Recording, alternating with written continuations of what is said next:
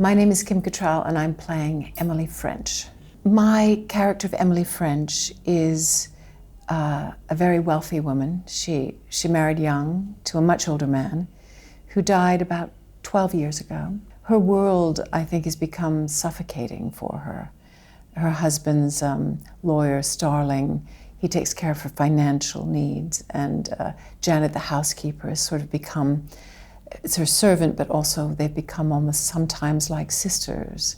So she's looking for someone to be met, someone who could have fun with and have luncheons and adventures. It's after the First World War, where a whole generation of men were lost. So it's hard to find a man, period. And most of the men left are either very young or older. So when she meets this man, this young, gorgeous, vulnerable young man, he's different than anyone around her. I have a little bit of a history with Witness for the Prosecution. I did a workshop in New York City of the play, and then I read that they were doing a television version. I thought, oh, I've got to talk to Mammoth and see if I can get involved in some way.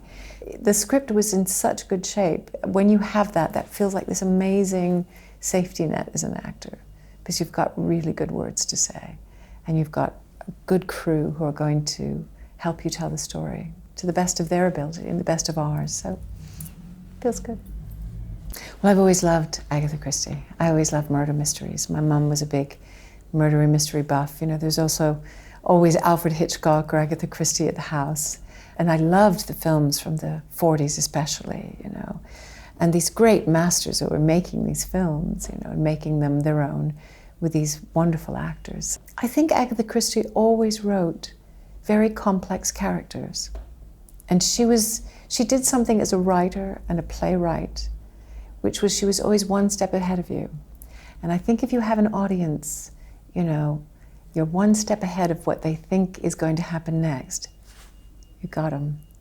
When they're on the edge of their seat, when they're sitting back and saying, well, who really did this? And why? That's when I'm engaged, when I don't know what's going to happen next.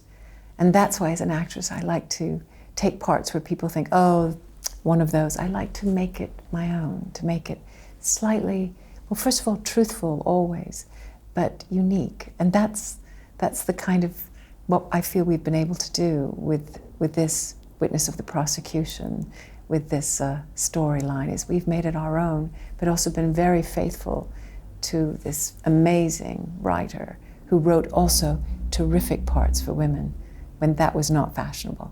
So good on you, Agatha.